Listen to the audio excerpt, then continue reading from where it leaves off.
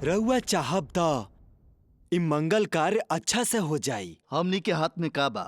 सब माँ के आशीर्वाद बा, सब माँ के संकल्प बा। सही बा न ललिता दी?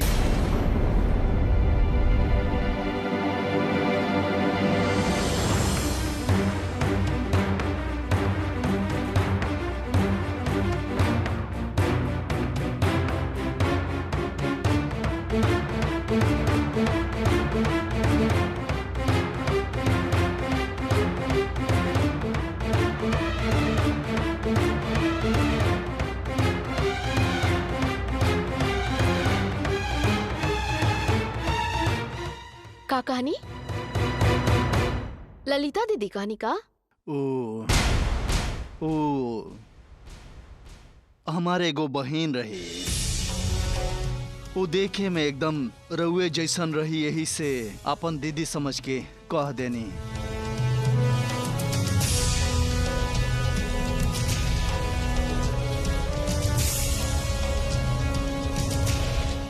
लेकिन का करी, बहुत साल तक उनका ये धरती पर रहे के किस्मत ना रहे। अरे हमार भी एगो भाई बा, लेकिन कब वो आवेला कब जाएला केहू के पता भी ना चले। वो कहाँ रहेला का करेला ई बात भी पता ना चलेला। कहीं भी रही हैं, खुश रही हैं। रउआ बिल्कुल चिंता मत करिए। शास्त्री जी, शादी के बाद जारी कल जाओ का? बिल्कुल सही कहानी, लेकिन पहले लड़की के तो देख ली। ललिता,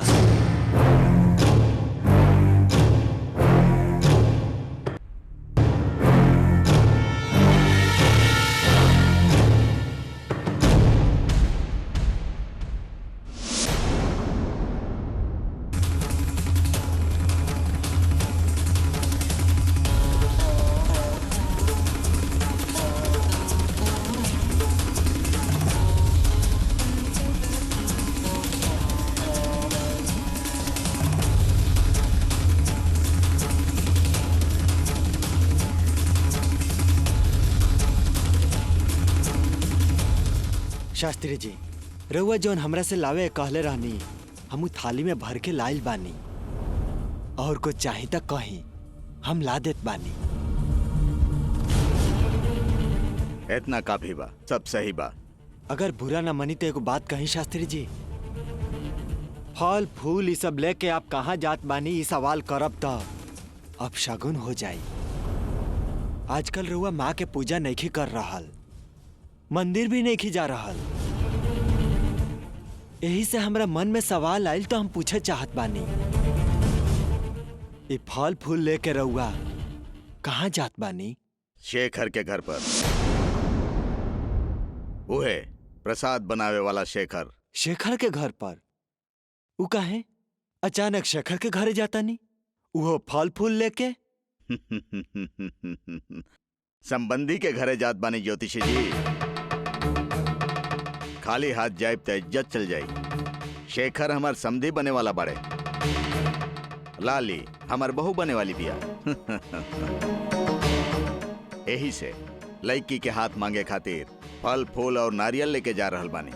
राउर बात हमरा समझ में नहीं आ रहल। सब कुछ समझ में आ जाई, धीरे धीरे सब कुछ समझ में आ जाई। हमार बेटा चंदन और लाली के शादी तय करे जात बानी। आज से ठीक 10वां महीना में श्री चक्र हमार हाथ में होई।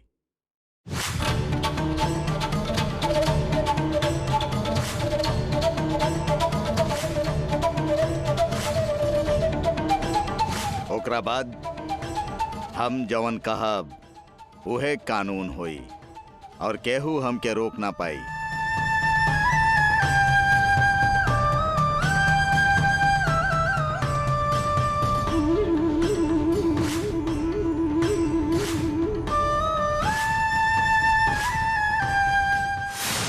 अरे ऐसे रो मत लाली, रोए से सब ठीक हो जाए का? सुनो, हमके देखा मेहमान लोग तहके ऐसा देखियन त उनका सामने ऐसे मुँह लेके जेबू तो का होखी? रोल बंद करा। लाली देखी ना दीदी, खाली रोत बड़ी। हम तो इनके समझा समझा के थक गइल बानी।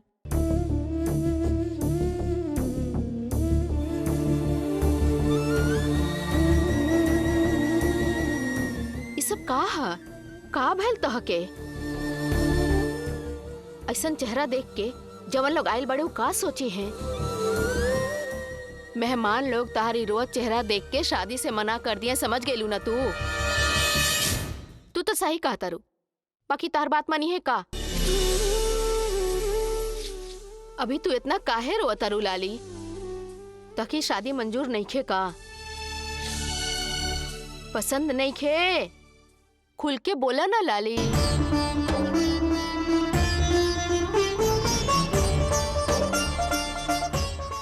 तहार ऐसे चुपचाप रहला से, बात ना कैला के हम कहाँ समझी? दीदी ई हाल में एके ओइजा ना जाए के चाही। 10 मिनट और लगी, आप जाके कह दी हम इनके लेके आवतानी।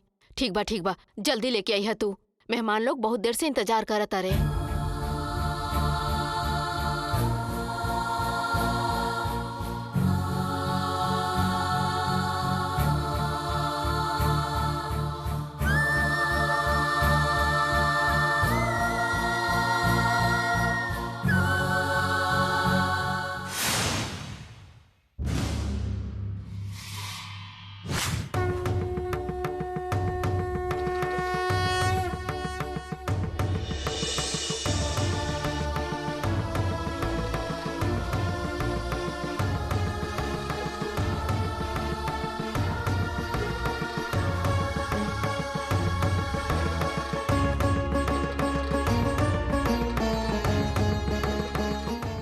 काहे सोच में पड़ गनी ज्योतिषी जी?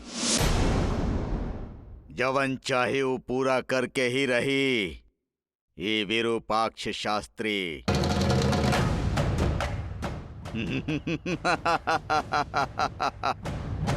श्री चक्र हमार हाथ में आवे दही। इतना दिन तक खेल खेलत राली माता, अब हम उनका सबक सिखाई। हाँ।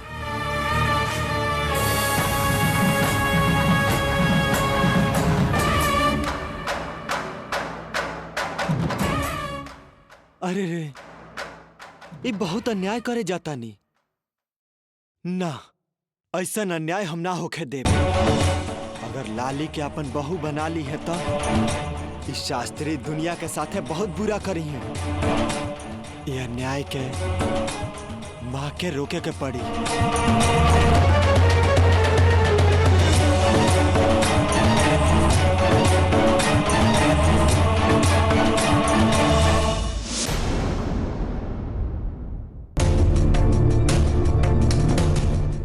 लाली अभी तैयार होतिया, बस 10 मिनट और लागी। ठीक बा, चली तब तक हम रउआ के घर देखा क्या बताए। लड़की के घर के आसपास का बा ई रउआ भी देख ली। हमरा ऐसा कोनो संदेह नहीं के शास्त्री जी। राउर लड़की के हमार लड़का से शादी हो जाए यह काफी बा, और कुछ न चाहिए। लड़की जब तक तैयार हो रहल बिया तब तक हमने थोड़ा सा बाहर घूम के आवतनी। ए घर के कुआं के पास के जगह बहुते अच्छा बा।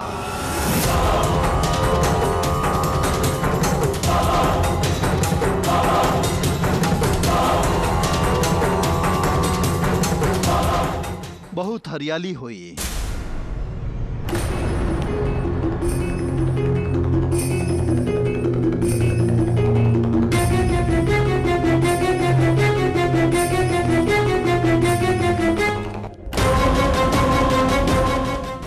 कुआं, हरियाली।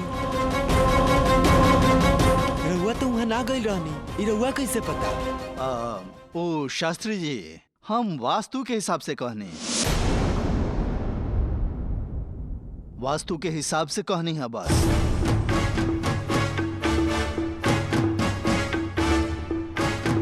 वास्तु के हिसाब से देखी तो ओ दिशा में जल के होखल शुभ बा।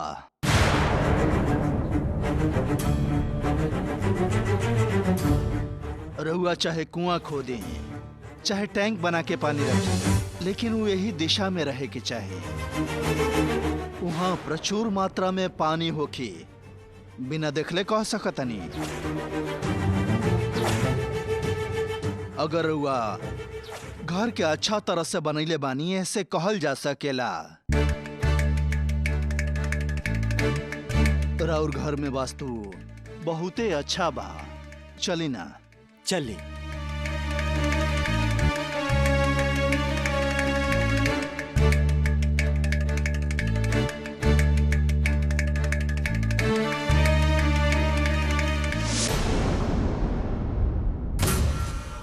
गुरुजी, आखिर राउर योजना का बा? हमरा तो समझ में नहीं आवत।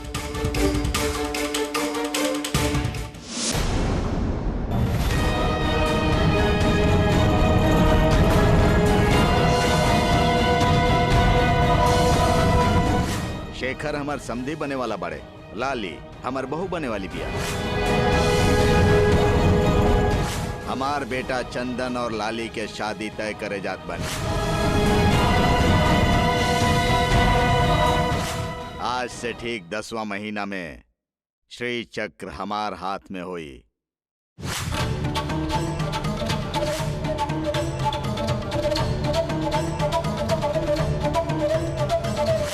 बंगारी, हम तोहरे के खोजत रहनी। काहे दीक्षित जी, हमरा क्या ढूंढत रही? तहरा से हमरा एगो जरूरी बात करे के बा। का कहीं ना। सुना, उ विरूपाक्ष शास्त्री लाली के बहू बनावे के चाहता रे। लड़की के हाथ मांगे जा रहल बाड़े, लेकिन ई ना होके के चाहिए बंगारी। अगर लाली विरूपाक्ष शास्त्री के घर के बहू बनी तो ई दुनिया खातिर बहुत बड़ा खतरा बन के खड़ा हो जाई। तहरा ओके रोके के चाहिए। कैसे? हम किसे रोक सकता नहीं? शास्त्री जी के रोके के शक्ति नहीं खे। प्यार करे खातिर बाका प्यार प्यार कह के घूमेला, समस्या भइल तो छोड़ के भाग जाइबा। सुना बंगारी, लाली के शादी तोहरा से ही होके के चाहिए। ऐसन माँ के इच्छा बा बेटा। एके साबित करे खातिर तहरा लड़े के पड़ी। ना दीक्षित जी, हमरा मदद नहीं कर सकत। हमरा के जाय दी, ऐसे हमार कोनो संबंध नहीं खे। ऐसे कैसे कहेला बंगारी? जेकरा से प्यार करेला ओके बचावल तहार जिम्मेदारी बा। यह तहार पहला कर्तव्य बा। माँ के सेवा करे वाला तोहके लाली के दिहल वादा भुला गईला का? वादा भुलाए के ना चाहिए। कौन वादा? कौन लाली? मंदिर में जितना लोग चप्पल छोड़ के जाले हैं, सबके हम याद रख सकीले का? ऐसन बात मत करा। उ बेचारी लड़की समस्या में भी है।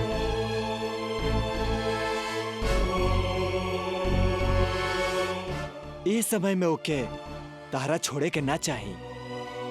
कुछ ना कुछ करके ई होखे वाला काम के रोके के चाहिए। लाली के शादी तारा से होके के चाहिए कि विरूपाक्ष शास्त्री के बहू बने के चाहिए। तू अच्छा तरह सोचा बंगारी, सब तोहरे हाथ में बा। ना, हमरा से ना होई। फिर से हमरा से ये बारे में बात मत करब।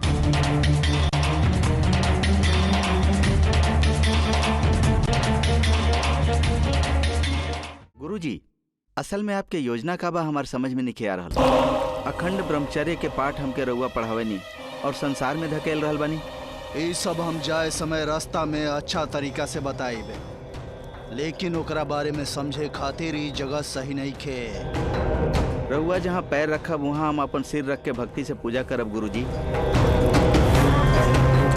रउआ के हमरा इतना विस्तार से समझावे की जरूरत नहीं है। फिर भी शादी के विचार राउर मन में अचानक कैसे आईली है हमरा समझ में नहीं आ रहा है, इसे पूछत बानी। तहार शंका समझ में आ गई सूर्यांश, लेकिन शादी के बारे में हमार सोचना बदलल बा और ना आगे बदली। शादी एक तरह के हथकड़ी है।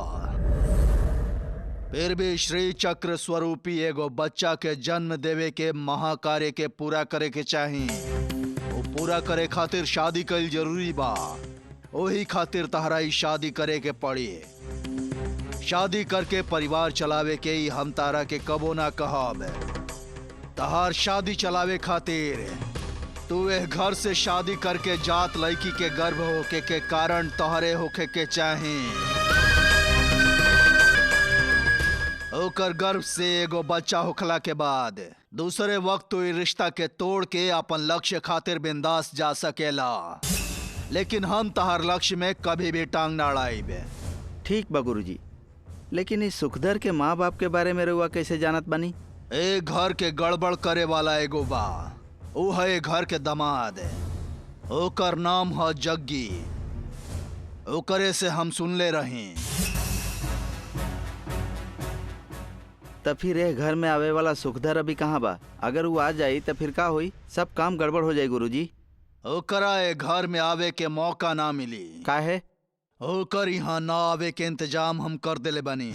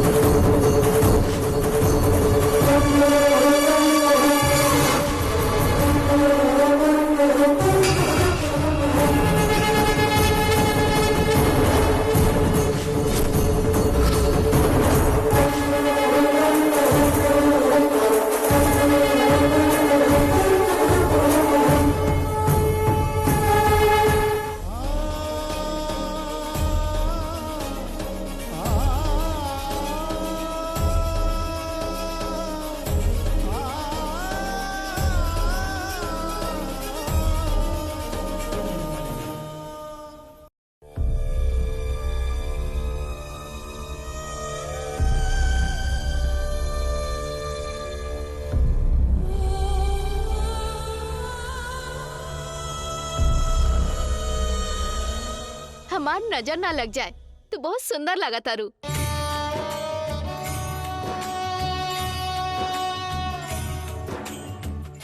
इतना का सोचा तारू तू? सब लोग इंतजार करते रहता है। सबके खातिर चाय लेके जा। हम ये सब ना कर सके नी मौसी। ऐसे आगे कुछ ना कर सकीला लाली। लड़का के घर वाला से इला से पहले तू शादी बंगारी से करवो, ये बात कहे के चाहत रहे ना। बाकी अब कुछ ना हो सकेला। तू काहे इतना रोता रू? आंसू पोछा। देखा, सबके घर में हजारों बात होखेला, लेकिन जे आइल बा उनके पता ना चले के चाहिए ना। घर के इज्जत बचावे खातिर तू अभी चाय लेके बाहर जा। वो लोग के गईला के बाद ही हमनी दोनों बात करब। लड़का के देखे से पहले हम ना कहब त?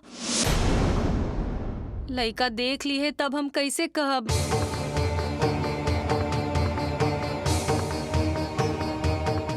उ विरूपाक्ष शास्त्री लाली के बहू बनावे के चाहता रहे।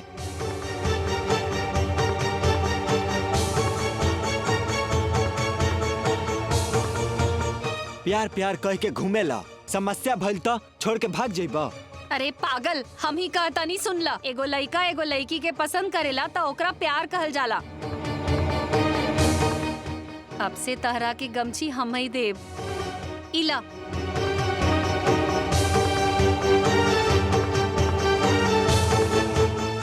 सुना बंगारी, लाली के शादी तोहरा से ही होखे के चाहिए।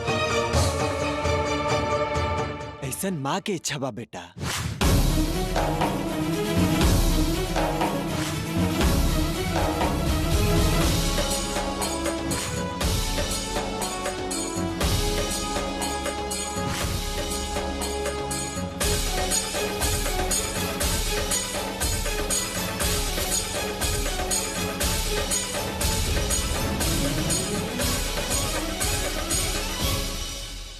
घर में केहू बा लागता। अभी तक केहू न रहे। काल्हो में तरफ आइल रही, तब तक केहू न रहे। अभी ये घर में रोशनी बा।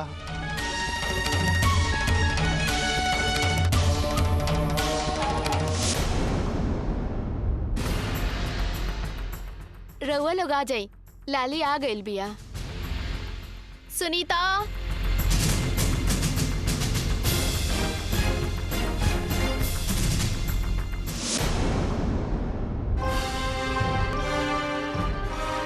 ये तो बाहर से बंद बा। खोल के देखा तनी।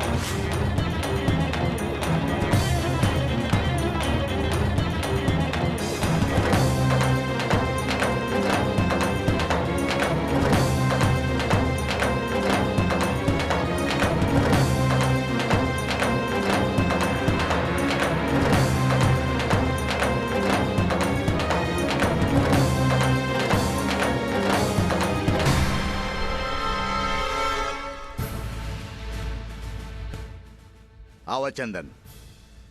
रोकी।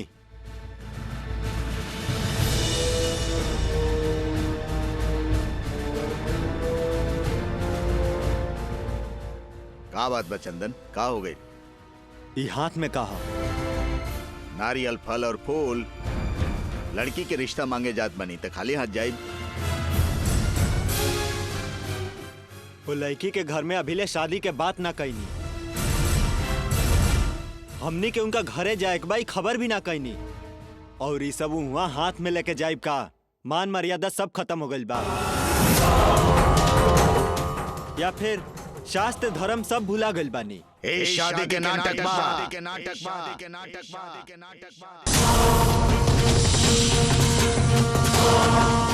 प्रसाद बनावे वाला शेखर के घर में हम नहीं जात बानी।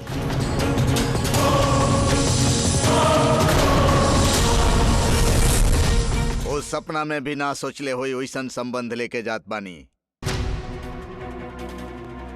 यही से हम खुद जाके शादी के बात करब तो लोग के खुशी के ठिकाना ना रहे।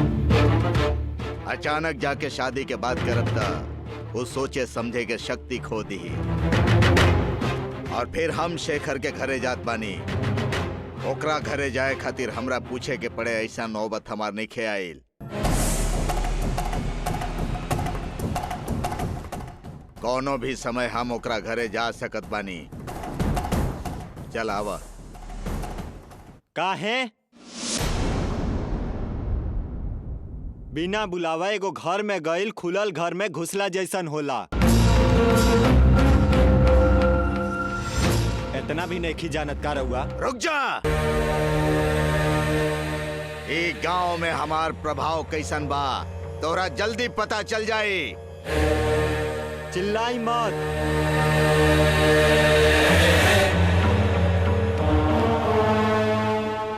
राउर आवाज से डरा जाइब। हम कोनो चक्रपुरी के ना हई।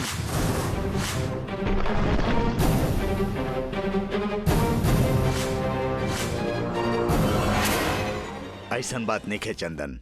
रउआ ज्यादा मत बोली। राउर मदद करे खातिर हमें गांव में आइल बानी। जन्म देहला के एहसान चुकावे के एकरा से अच्छा मौका हमरा ना मिली। हम साथे चलब लेकिन एक शर्त पर। बतावा काबा। हम रउआ साथे चलब तो कुछ भी बात ना करब। रउआ हमरा से मत कहब। सबके सामने खराब लागे वाला बात हमरा से मत कहब। जब प्यार ना रहे तो दिखावे के भी ना चाहिए। हमार बात अगर वहाँ कटनी तो राउर सब भंडा उहे फोड़ देब। सावधान रहब। चंदन बेटा, पिताजी से इससे बात ना करे के चाहिए। पिताजी के भगवान के बराबर कहल जाला। तू शांति से जाके लड़की देख के आवा। ई शादी तो एगो नाटक है। श्री चक्र स्वरूप के बच्चा के रूप में जन्म देवे खातिर ई शादी कल जाता।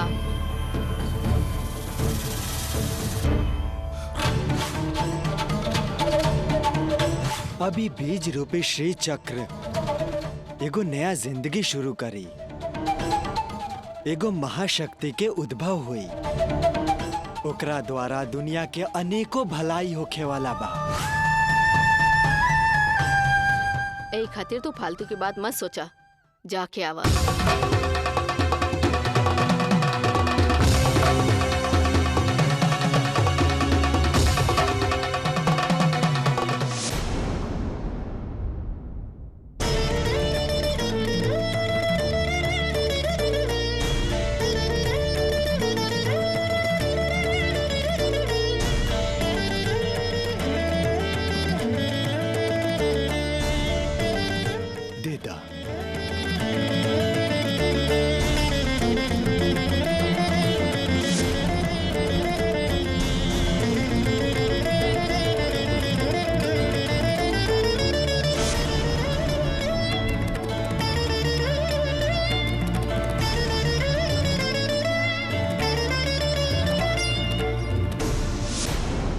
अभी श्री चक्र एमे नहीं खे।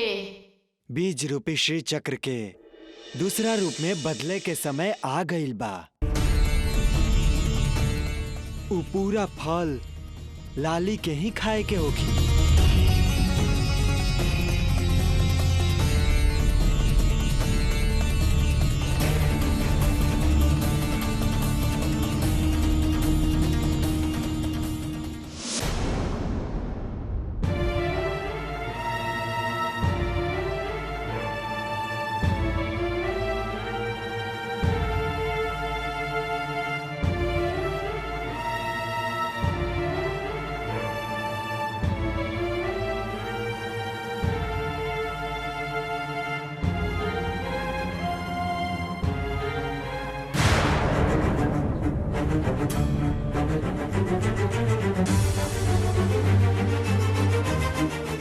बेटी सोना हिया।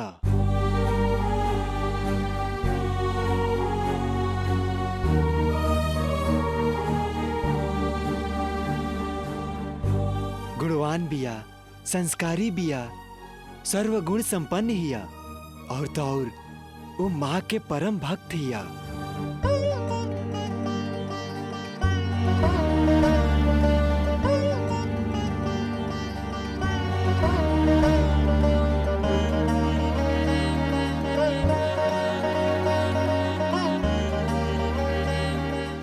एकरा बारे में केहू से पूछब तो ऊ गलत ना कही। ऊ बहुत अच्छा हिया। और घर से संबंध रखे में हमरा कोनो ऐतराज नहीं के।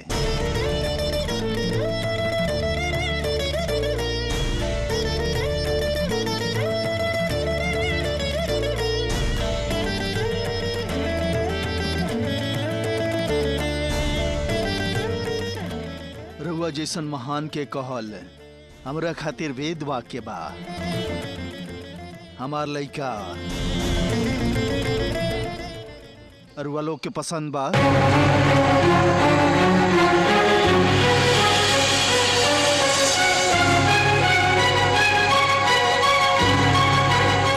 हमार दोस्त के लइका अच्छा है, दिमाग वाला है।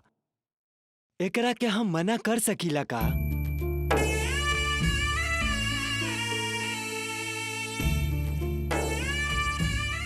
रउआ हमार लइका पसंद आइले, बहुत खुशी के बात बा। हमरा तरफ से कोनो समस्या नहीं खे। हमरा राउर लइकी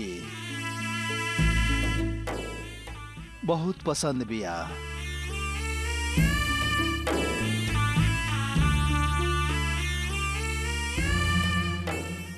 अपन लड़का से एक बार पूछ लेती तो अच्छा होखी। वो निश्चित रूप से मानी। ये बात तू खुदे कही तो अच्छा रही।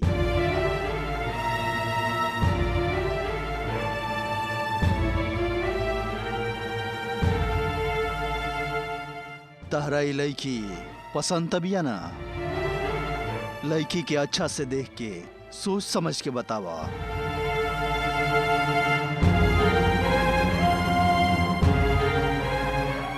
आप जैसन चाहें वैसन करी, हमरा कोनो एतराज नहीं है।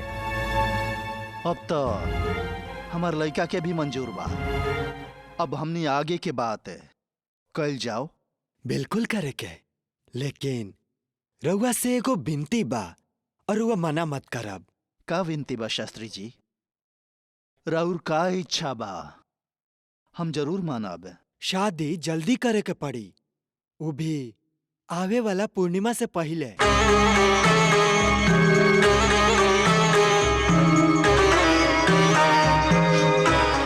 कोनो बात ना। गृह लक्ष्मी जितना जल्दी हमार घर में आई वो हमारा खातिर भी बहुते अच्छा होखी।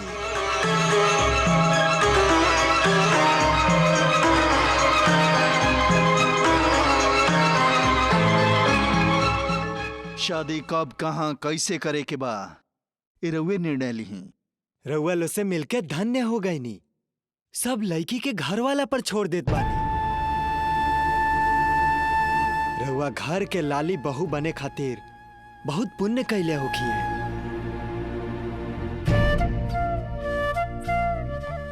बाबूजी शादी के बात तो कर रहल बानी, लेवे देवे के भी बात कर ली। बिल्कुल ना जी, हमरा खाली राउर लड़की चाहिए। शादी एकदम साधारण तरीका से करवा दी, आडंबर ना चाहिए। तो ठीक बा, आवे वाला पूर्णिमा के अंदर ही शुभ मुहूर्त निकाल के हम रउआ के बता दे। यहाँ चक्रपुरी महादेवी के मंदिर में साधारण रीति रिवाज से शादी हो जाई। रउआ मंजूर बा? जी रुआ जौन चाहब सब वैसने होखी। हम रुआ से एगो सवाल करी का? बिल्कुल सवाल करी। कोनो भी शक होखे तो ओकर सवाल कई जरूरी होखेला शास्त्री जी। कोनो बड़ बात नहीं के। रुआ शादी के इतना जल्दी काहे बा? मतलब आवे वाला पूर्णिमा के दिन शादी काहे करावल चाहतनी? रउआ ओकर जान बचा के लाली के अपन घरे ले आइल बानी, तो रउए के ही ओकर शादी कराए के चाही। जब वो गर्भवती बनी तो 10 महीना के बाद तोकर गर्भ से एगो महाशक्ति के जन्म ई धरती पे होखी।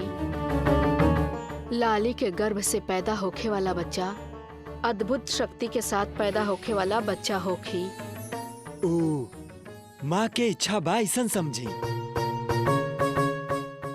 बाकी हम कुछ और नहीं बता सकत। अगर ये माई के संकल्प बा तो हमनी के जरूर करे के चाही। अब तो हमनी के बार बार मिले के बा, अभी चला तनी। ठीक बा, अच्छा मुहूर्त देख के हम बता दे।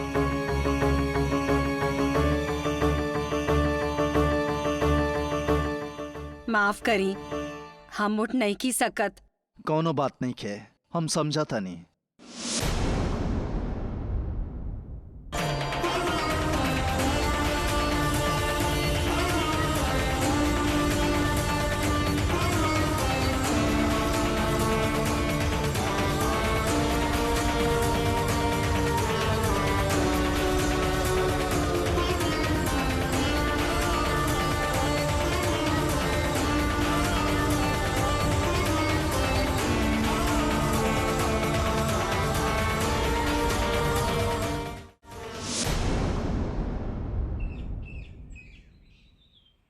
गुरुजी, पूजा के सामग्री खत्म हो गई बा। हम दुकान जाके पूजा के सारा सामग्री लेके रउआ भी वापस आवत तनी। रउआ आसे पास रही। चलो सूर्यांशु।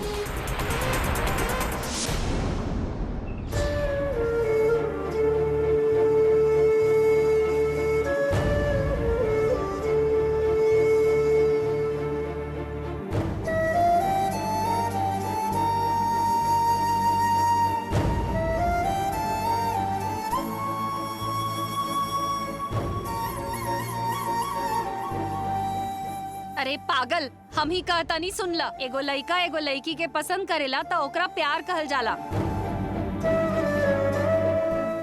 अब से तहरा की गमछी हम ही देब। इला।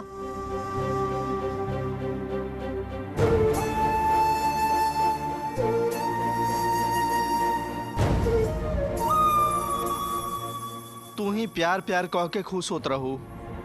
तार पापा उहो राजी रहन, हमनी के प्यार मान गिल रहन। तू और तार पापा हमरा के अकेले छोड़ देलू। हमरा के छोड़ दलाली। ये तकलीफ और दर्द गरीब की आम बात है। ये चप्पल संभाले वाला के 2 जून के रोटी के चिंता करे के चाहिए, प्यार के ना सोचे के चाहिए।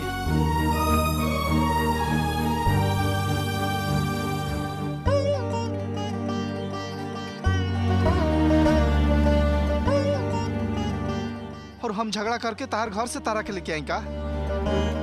मार बेइज्जती इल्जाम खाली हमरे होए के चाहिए। हमरा के छोड़ दलाली। तू हमरा ना चाहिए और ना तार प्यार चाहिए।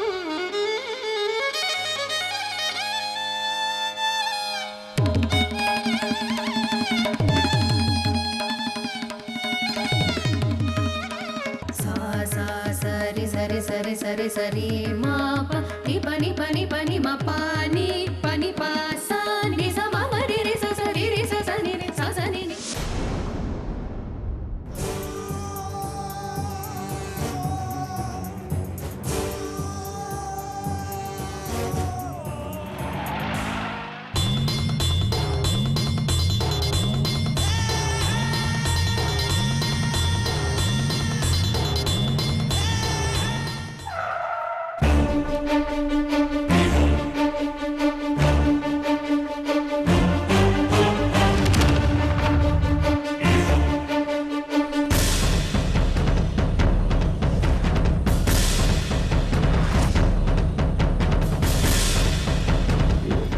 देखा सूर्यांशु, उहे ह हमरा के टक्कर देवे वाला विरूपाक्ष शास्त्री।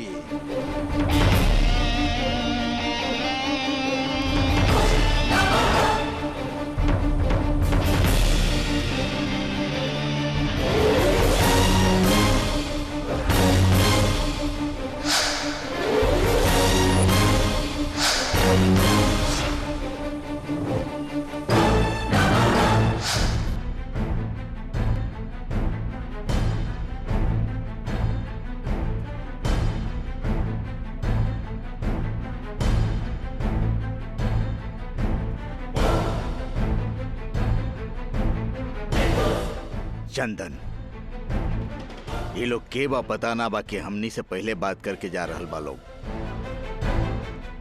वो लइका के देख के हमके लगत बा दूल्हा बा। शायद ये लोग यहाँ लड़की देखे आयल रहलन का। एक जवाब देवे के पड़ी का।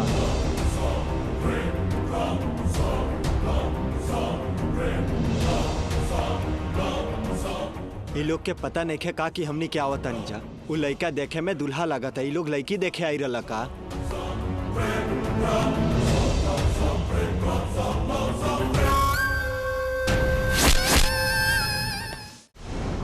ये अपन बेटा से लाली के शादी करवावल चाहत रहे, लेकिन तहरा के हम बोलवा के ओकरा से पहले ही ये काम के पूरा कर देले बनी। ये लोग आपसे मुकाबला करी मतलब हमरा से मुकाबला करी।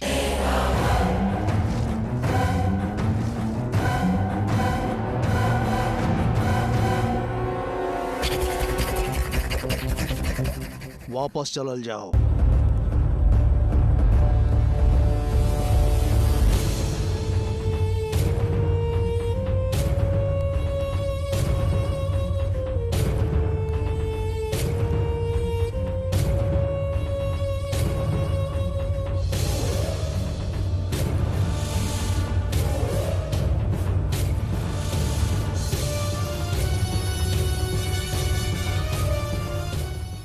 चंदन चला।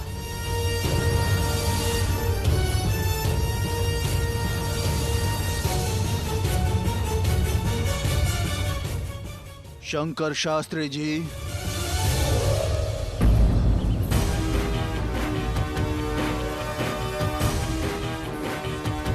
कुछ भुला गल बनी का। ना वो बात नहीं खे।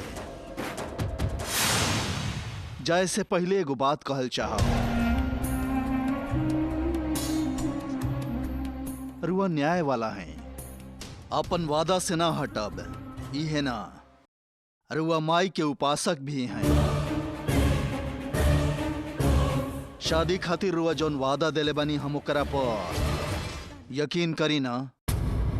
अगर हमरा से बड़ घर से कोनो संबंध आ जाए, चाहे कोनो मजबूरी हो जाए, तो रउआ अपन फैसला बदल तो ना देब ना। अच्छा संबंध खातिर दिहल वादा के बदले वाला हम के हैं। माँ के जैसन इच्छा हुई वैसा ही हुई। तो फिर हमार हाथ में रउआ कसम खाएं कि अपन लड़की के एकरे से शादी करवाई बे।